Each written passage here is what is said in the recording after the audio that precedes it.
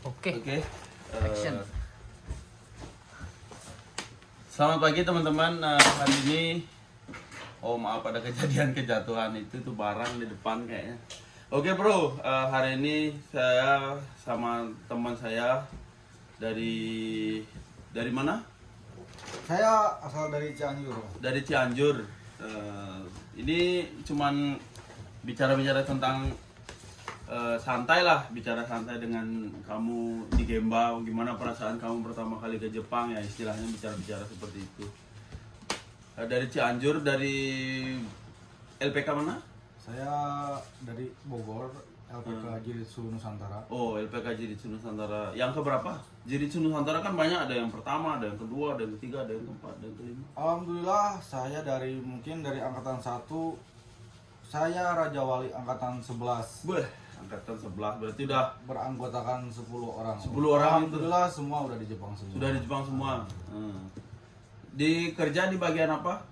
Untuk saat ini saya di Jepang kerja di bagian Okiba ya. Okiba itu mungkin tempat dogu ataupun mempersiapkan alat orang-orang yang kerja di Gemba. Oh gitu. Berarti di perusahaan apa namanya? Saya di Niken. Nikeng, apa nama panjangnya kan ada Nikeng apa, Nikeng ini, Nikeng itu kan, Nikeng Kogyo. Kan ada banyak. Kaisa saya Niken Kogeles. Oh ya, kebetulan saya juga mantan ex dari Nikeng Kogyo. Tapi sekarang saya ya alhamdulillah bisa jalan sendiri ya, karena berkat semuanya lah, buat berkat teman-teman juga, berkat ya Saco saya yang dulu juga. Sekali lagi saya ngobrol sama semuanya. Ini obrolan santai. Yang perlu diambil hikmahnya diambil, yang nggak perlu udah buang aja bro. Jadi kamu pertama kali ke Jepang tuh gimana? Sungguh sangat luar biasa om. Apanya yang sangat luar biasa? Itu sesuai Prosedur, ekspektasi. Ya, ekspektasi. Sesuai ekspektasi.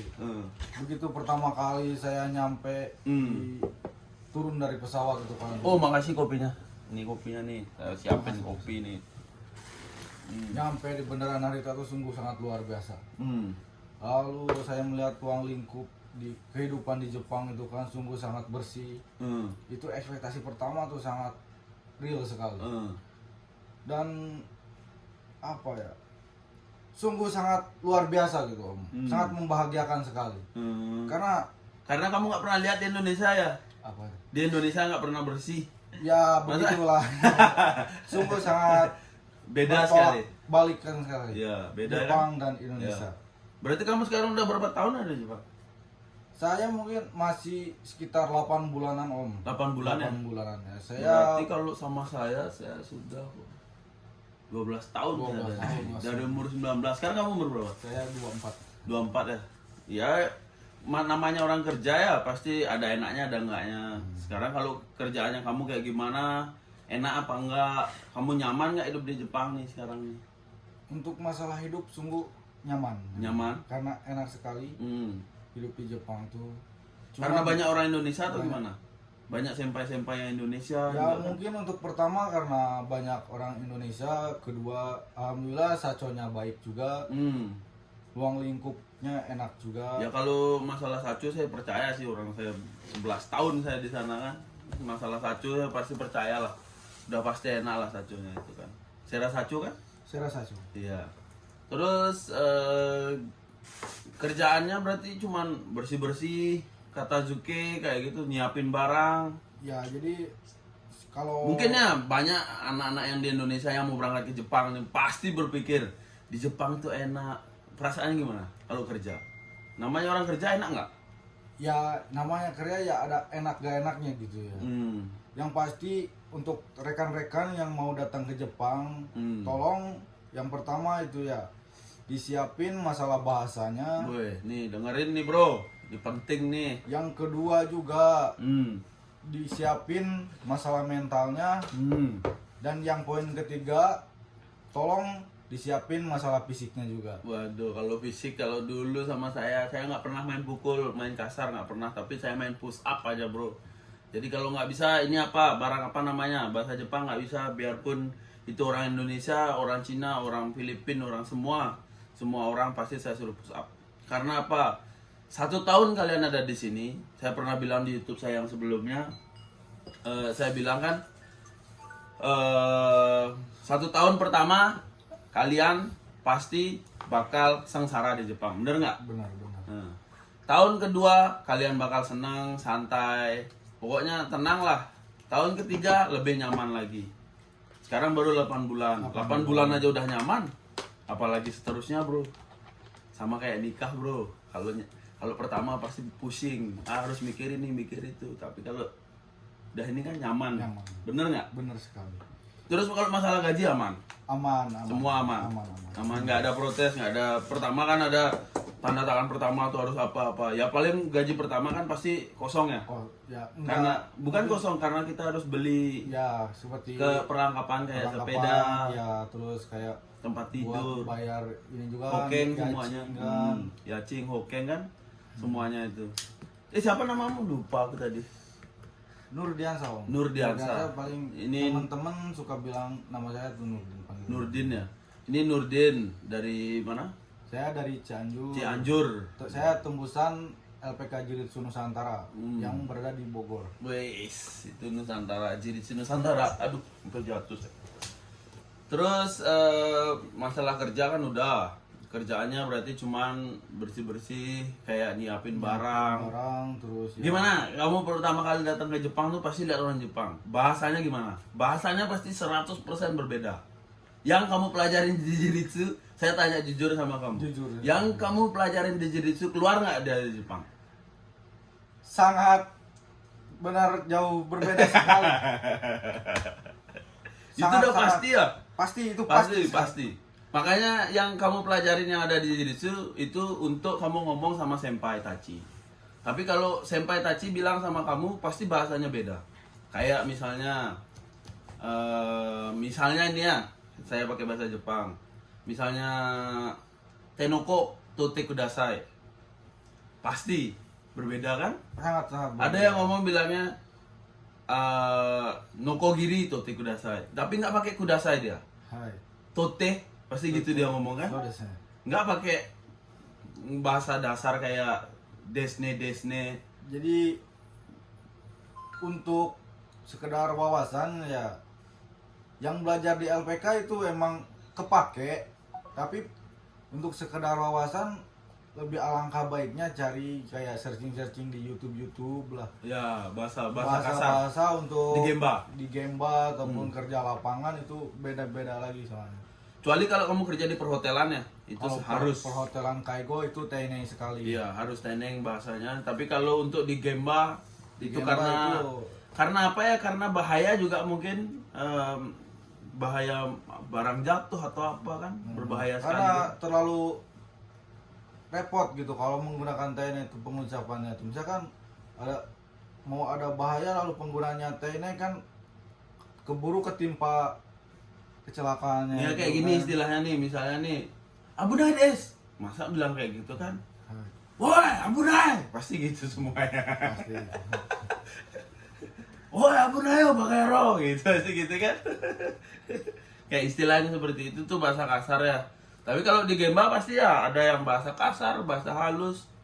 Orang Jepangnya juga udah beda-beda. Mungkin sekarang di Nikkei Kogyo orang Jepangnya cuma berapa ya? 5 atau 6 ya? Selain itu semua orang atasannya kayak bos-bos besar semuanya.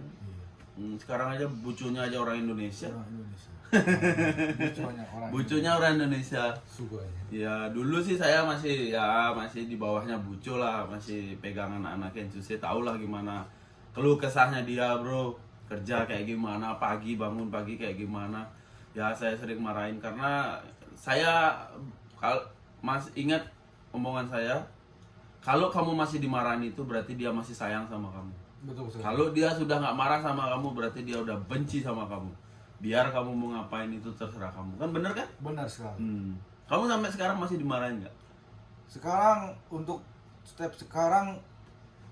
nada bicara sedikit berubah. Mungkin karena udah untuk masalah pekerjaan udah sedikit terbiasa walaupun belum bisa semua gitu kan. Udah sedikit mengerti. Misalkan udah disuruh ini udah langsung tahu step by stepnya. Oh gitu. Berarti kalau udah ini berarti apa namanya? Misalnya nih sudah cakcek lah istilahnya kalau orang Indonesia bilang tuh, sudah cepat lah. Banyak soalnya kalau orang baru datang di Jepang itu biasanya ya lemot ya, Pasti. lemot, mikir apa yang harus dikerjain. Jangan, hajar aja apa yang ada di depan kamu tuh, kerjain aja. Biarpun kamu dibilang A, dibilang bakayaro, dibilang goblok, dibilang apa, pokoknya arigatou gozaimasu, sudah bilang kayak gitu aja.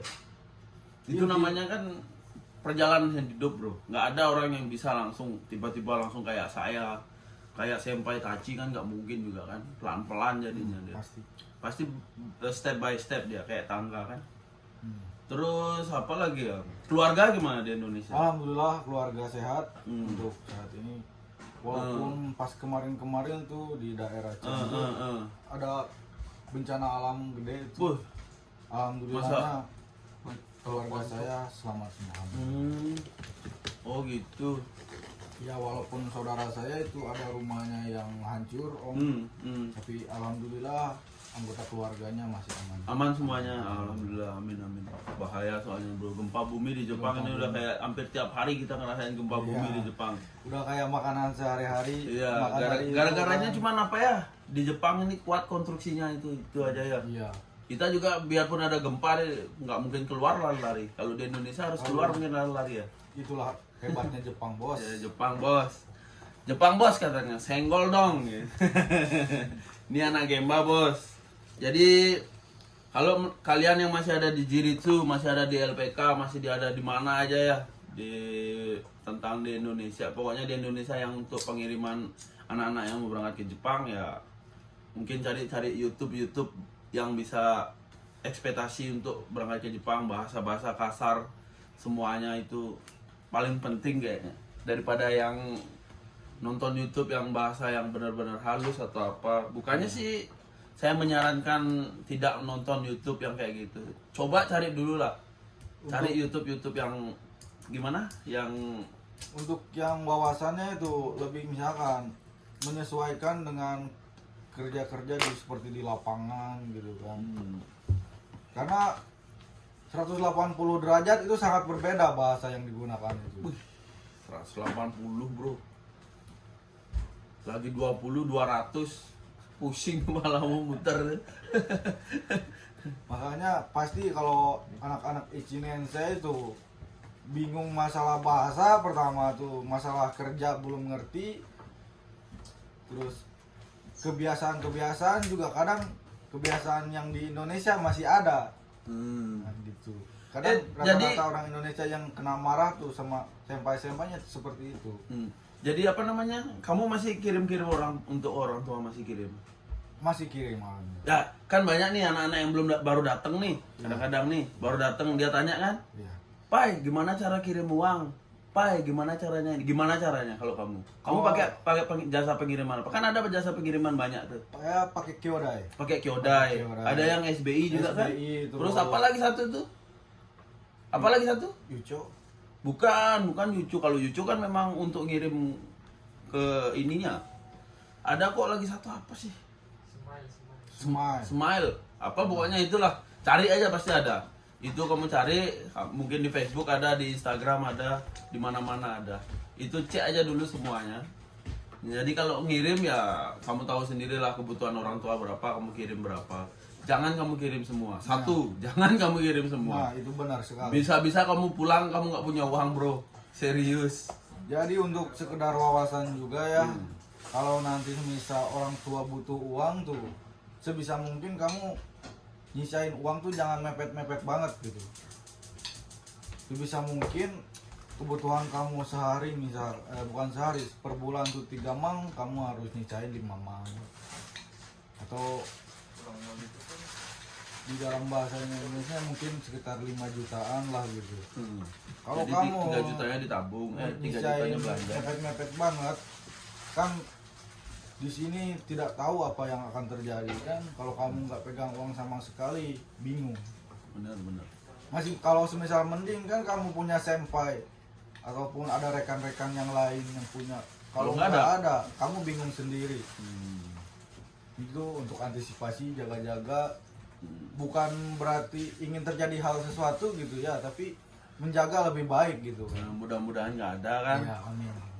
makanya kayak gitu. Jadi berarti masih kirim uang juga ya kan.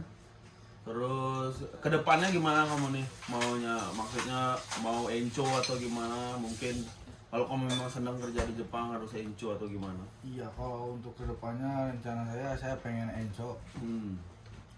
Karena ngerasa gitu progres perjalanan pengen masuk ke Jepang tuh susahnya minta ampun. Iya, benar. Kenapa saya sampai berpikir demikian gitu? Sudah di Jepang Sekarang disia-siain sudah di gitu. Jepang gitu, kesempatan yang baik gitu ini tuh. Kenapa kalau saya berhenti di tengah-tengah gitu, sayang kan? Iya, sayang. Istilahnya bahwa pengalaman masih belum luas, belum berwawasan juga. Ya namanya juga orang yang nggak tahu ya kita di Jepang nanti kedepannya kayak gimana, kita juga nggak ada yang tahu. Tapi ya baik, alangkah baiknya kita tuh kan harus, maksudnya apa namanya, harus bisa mempersiapkan itu semua, tabungan semuanya kan. Pulang ke Indonesia ya ditabung uangnya di Indonesia. Kalau di Jepang ditabung untuk diri sendiri, yang di Indonesia ya dikirim untuk orang tua. Itu penting soalnya bro. Jadi ya ginilah, kayak kita ngobrol santai sambil ngopi sambil ngudut. Saya juga nggak ada pembatasan kayak dia kohai, saya senpai. Kalau udah selesai kerja udah bebas bro, mau ngapain aja saya nggak peduli. Tapi kalau masalah dalam kerjaan, kerja masih dalam posisi kerja ya kamu harus menghargai senpaimu, itu aja. Oke lah bro kalau kayak gitu. Terima kasih. Sampai ketemu di Gemba lah kalau bisa kita ketemu. Oke guys, jangan lupa like, comment, subscribe Audiowak TV. Play hard, work hard guys.